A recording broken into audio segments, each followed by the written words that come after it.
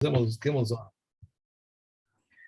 Someone about whom two sets of witnesses were testifying. These testified that he declared 2 terms of Naziris, and these testified that he declared 5 terms of Naziris.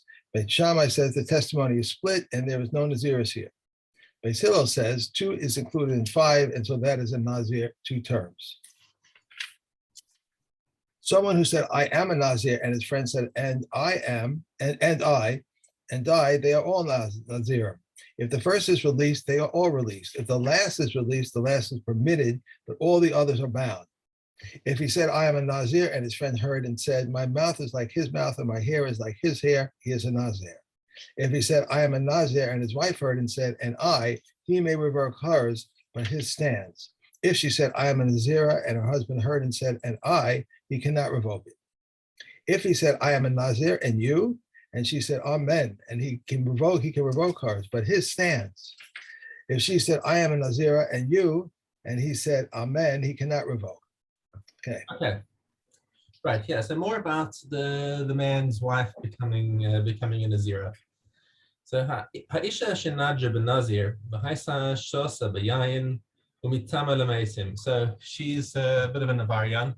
She takes on this Naziris and she proceeds to ignore all the halachas, and she's becoming tameh, and she's drinking wine. Okay, Harei is also figures is arba'im. She can get lashes. She can get 40 lashes for that, for violating a mitzvah min Torah. Hey, fair la bala. But if her husband had nullified the vow, v'hi lo yad'a she'hei fair la bala, and she didn't know. So she thinks she's a Nazir, but she's not really. But she's going ahead and violating her Naziris with amazing. She's doing it saying, I don't care. I'm done with this stuff. I'm drinking wine. I don't know. She doesn't get lashed because the reality is she didn't do anything wrong. Now, the musar of it, okay. If you're doing something that you think is wrong and it turns out that it's right, you know, there's a lot of discussion about this. If somebody's doing something that's that they think is right, and really it's wrong. So like if a guy is eating from a perfectly kosher restaurant or buying from a kosher butcher, you have one of those Muncie story. You know that Muncie story where where the butcher was selling them glatt treif. Right. None of these people did an avera. Right, they were all doing exactly what they were supposed to do, or alternatively, here you've got somebody who thinks they're doing the wrong thing, and turns out that they've been cheated, that they're actually doing the right thing. Also don't get a punishment, but I think the one who thinks that they're doing an avera is probably the worst of the two, which kind of goes to show that that intention is worse than action, and that's kind of a kind of a Rabbi Shimon perspective. Okay. Ena sofeges is arba'im. But Rabbi Yehuda Omer, im ena sofeges is arba'im tispog makas mardus. Interesting. Because I said this Rabbi Shimon versus Rabbi Yehuda thing. You know, Rabbi Shimon versus Rabbi Yehuda is that the classic debate of Masya versus Kavana. And Rabbi Yehuda comes and says, but Takish, you know, she did but it's interesting that you kind of would have expected Rabbi Shimon to jump in and say, well, she should at least get punished, but Rabbi Yehuda is the one who's coming in and saying no, but her intention was to violate the mitzvahs, and therefore she should get makas mardus. Right. Well, that's actually quite interesting that it turns out to be Rabbi Yehuda saying it. It's kind of counterintuitive. Okay, Mishna Daled. She knew what she was doing. So yeah, she thought she knew what she was doing. Yeah, she thought she was going out there b'mezid and drinking wine, and really she wasn't even a Nazira. Right. Okay, Daled. Ha'isha shenadja b'Nazir. Once again, she becomes a Nazira. V'ifrisha es behemta, and she separated out an animal. She set aside animals for her offering, right? Because at the end of the Naziris, you bring an ola, you bring shlamim and a chatas. Okay, three separate korbanos that are brought at the end of the Naziris. And but after she has set aside her animal, the her husband says, "Hey, I don't want you being a Nazir," and he revokes her Naziris. Now, what do you do with the animals? If the animals belonged to her husband, and she had permission to use them, her husband had said, "Yeah, sure, use my animals for whatever you want." But then but now that he's discovered that no, he's not happy about this Naziris, then all of the setting aside of animals is also undone, and everything can just go back and be with the rest of the flock. Yeah, so nothing happened to those animals. However, if she took aside animals that belonged to her, and parenthetically, you'll have to dive into the circumstances of where does she have metaltalin that he can't force her to sell and turn into karka.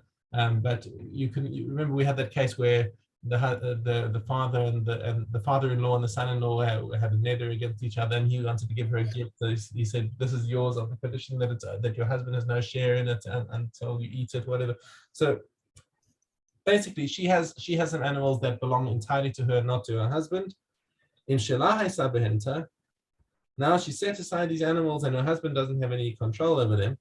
Hachatas tamus. So whatever the animal that she set aside for a chatas has to die.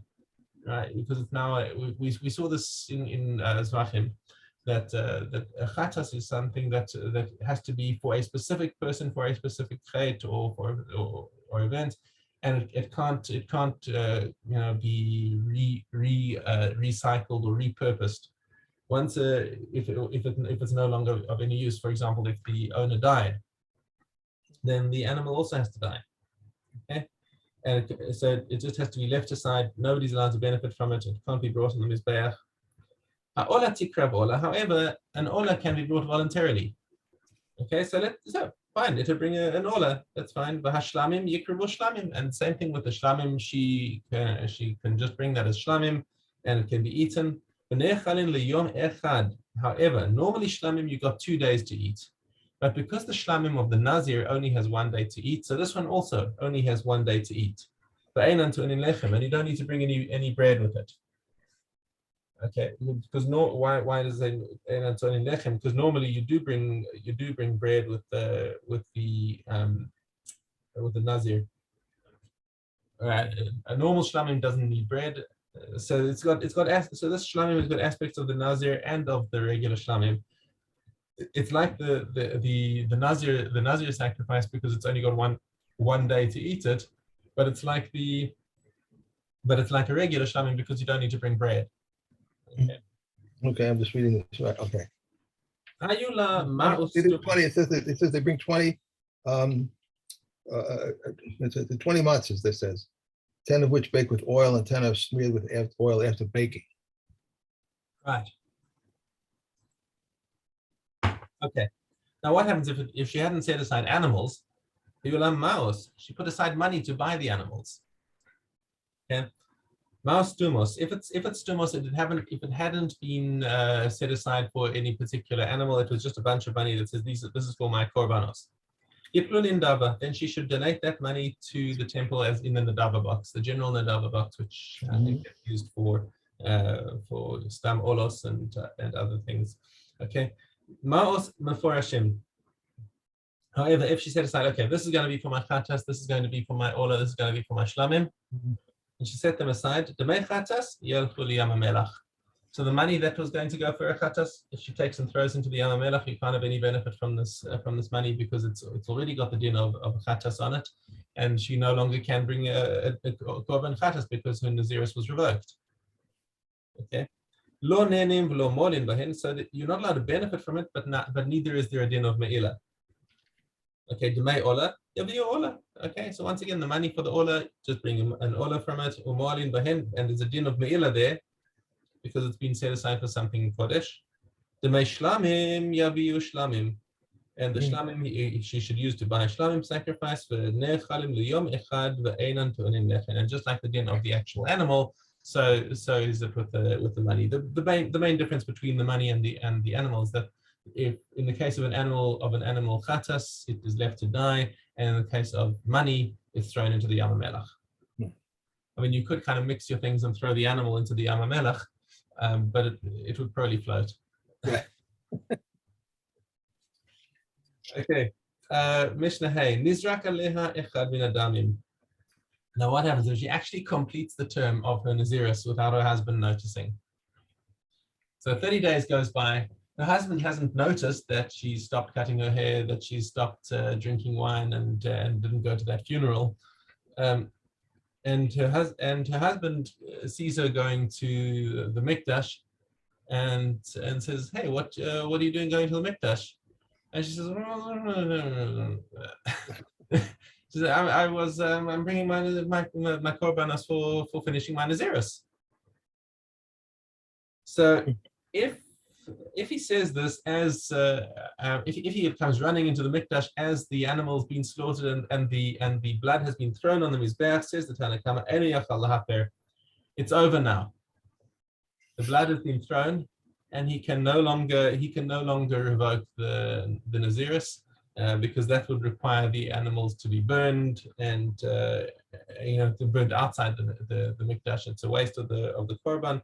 And Chaval, what's he going to do? She's already finished her term. So why is he going? What's he complaining about? He doesn't have any rights to stop this. Rabbi Akiva disagrees with this, however. He says, "Afilu nishchata leha achas mikol habehemus." Even if one of the animals has already been shechted, forget about throwing the blood. Just up to the stage of shechita, eno yechol lahafer. He has no right to stop her from to nullify her Nazirus.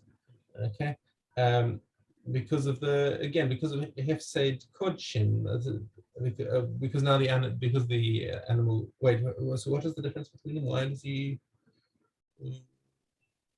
Oh, right. The Tanna Kama's position is why does he say from the throwing of the blood? Because at the moment that he throws the blood, she's now mutter to drink wine.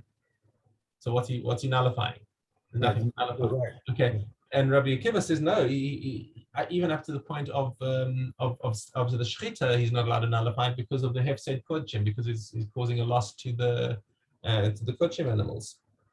Okay. But what's the subject we're talking about? The tiglachas hatara. That's when she's doing her tiglachas hatara, when she's finished her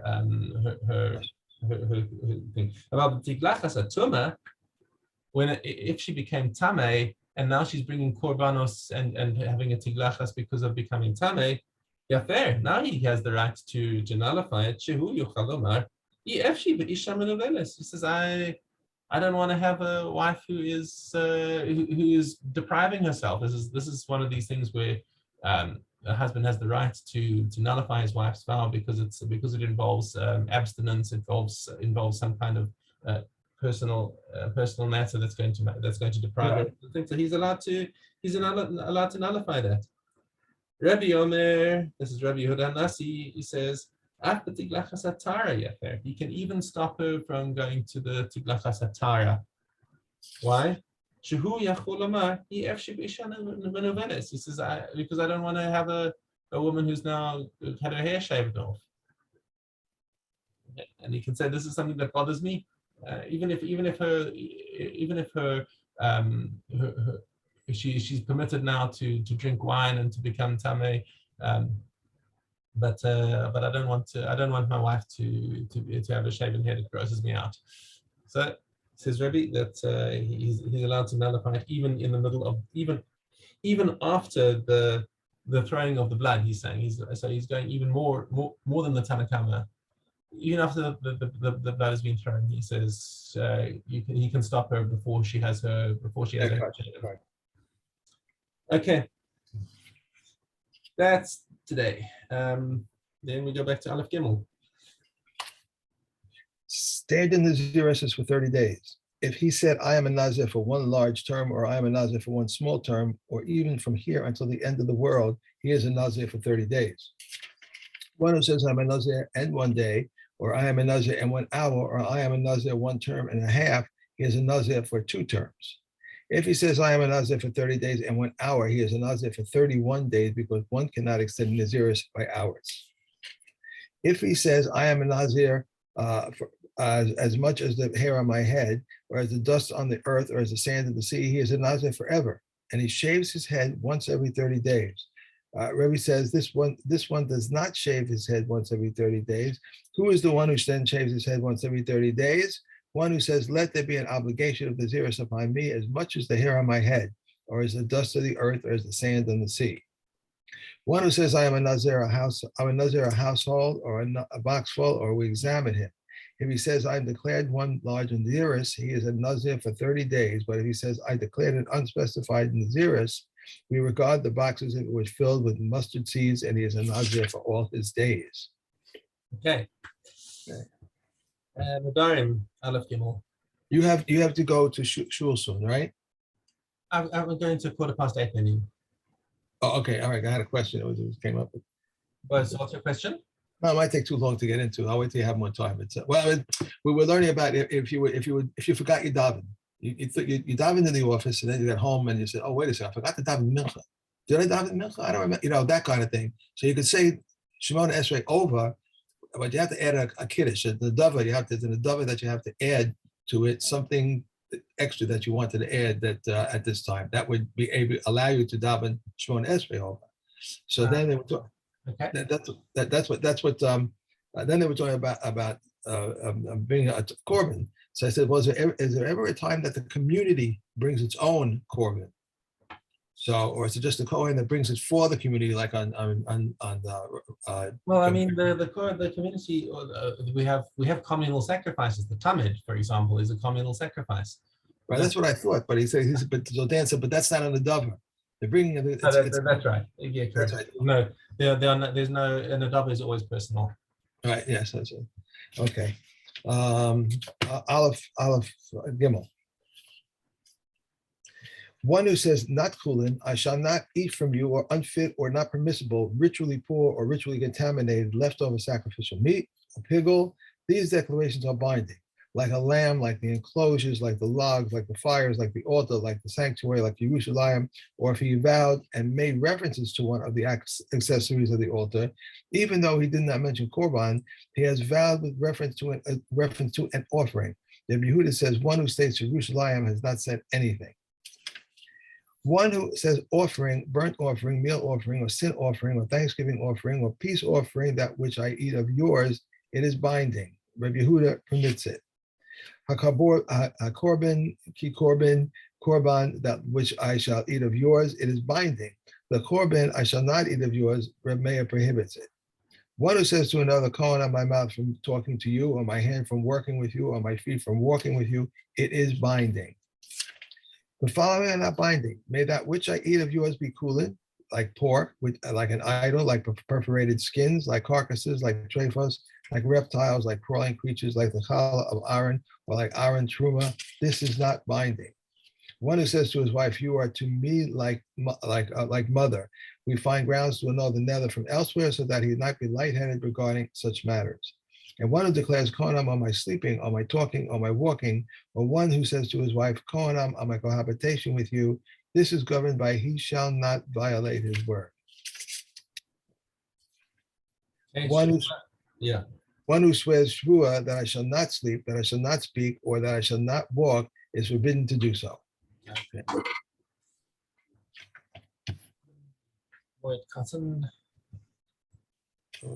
Okay. Gimel Dalet. We may not write loan contracts during Kol HaMoed. However, if he does not trust him, or if he has nothing to eat, then he may write. We may not write books of scripture, nor tefillin or mezuzahs during Kol HaMoed.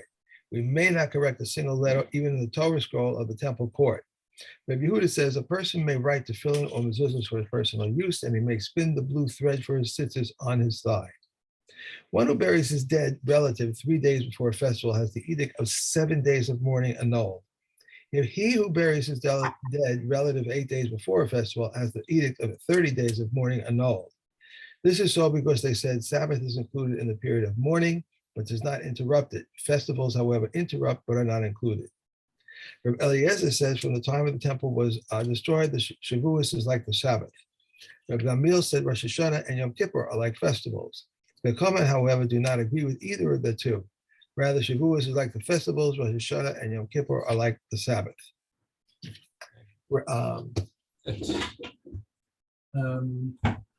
Okay, we have Ola. Ola, base Zion. Stringent and limited if they are different kinds. How so? For if for instance, crushed beans have been cooked with lentils, and they impart a flavor, whether they are outweighed by 100 or to 1, or they are not outweighed by 100 to 1, it is forbidden. If they do not impart a flavor, whether they are outweighed by 100 to 1, or they are not outweighed by 100 to 1, it is permitted. And if leaves of chulin fell into dough, and it suffices to leaven, and then leaven of truma fell in, or leaven of kalel achirim fell, it suffices to leaven and is forbidden. If leaven of chulin fell into dough and leavened it, then leaven of truma or leaven of kalel achirim fell into it, and it suffices to leaven it, it is forbidden, but Reb Shimon permits it. Hey. Okay, we have para olive base. Rabbi Yossi Agili says param are within their second year, as it is stated. Bowl use I take for a katas offering, but the comments say even within their third year. Rabbi Meir says even within their fourth year and even within the fifth year they are permitted, except that we do not bring older animals because of consideration of dignity. Lambs are within their first year and rams are within their second year. And with all of them, the year is reckoned from birthday to birthday. A sheep in its 13th month is acceptable neither as a ram nor as a lamb. Reb Tarfon calls it pagas. Reb Azar calls it nokid. Reb Yishmael calls it parchadimka. Yeah, all right. If he offered it, he brings it with his libations of a ram, but it does not count towards an obliged offering. It is 13 months in a day, it's a ram. The communal katas offerings and the ola offerings, the individual katas offerings, the asham offering of a nazir, the asham offering of a tzora are acceptable by day, from day 30 and on, even on day 30. But if he offered them on the 8th day, they are acceptable. Vowed offerings and donated offerings of firstborn, the animal tithe, and the Pesach offering are eligible from day 8 and on, and even on the 8th day. All right. And the big moment. Oh, yes. I'm sorry? Yeah, big moment to finish. We're going to finish Hurry up. Zikin. You going to Zikin? We'll finish last Mishna in her eyes. Last Mishna in Harias, yes? Yeah. Right, that's what you said. Okay, that's what I have. A Kohen takes precedence over a Levi. A Levi takes precedence over a Yisrael. Yisrael takes precedence over a Mamzer. A Mamzer takes precedence over a Nisanite. And a Nisanite takes precedence over a convert. And a convert takes precedence over a freed slave. When is this? When they are all equal. But if the Mamzer is a Torah scholar and the Kohen Gadol is ignorant, the Mamzer who is a Torah scholar takes precedence over the Kohen Gadol who is ignorant. Hadron Allah, Maseches Harayas, Hadron Allah, Seder Nazir. Okay, Nagayim. And finally, oh my God. We're on to. No, we finished Nagayim. Yeah, now we're to Zavachim. Zavachim. Yeah. There we go right here.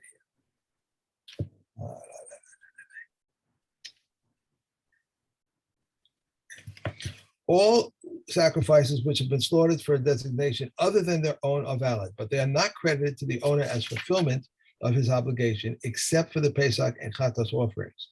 The Pesach offering in its proper time and the Chatas offering at all times. Reb Eliezer says also the Asham offering, the Pesach offering in its proper time, and the Chatos and Asham offering at all times. Said Reb Eliezer, the Chatos offering comes to atone for sin. The Asham offering comes to atone for sin, just as the Chatos offering is disqualified if it is intended for a designation other than its own. So too the Asham offering is disqualified if it is intended for a designation other than its own. Rabbi Yossi ben Choni says sacrifices slaughtered for the Pesach designation or the Chatos designation are valid. Shimon, the brother of Azariah, says If they were slaughtered for a designation higher than their own, they are valid. For a designation lower than their own, they are invalid. How so? Most holy offerings which are slaughtered for an offering of lesser holiness designation are invalid. Offerings of lesser holiness which are slaughtered for the most holy offering designation are valid.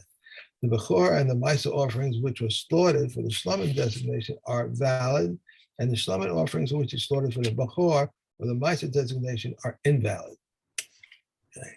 Okay, and that's us for today. I always thought of the not always,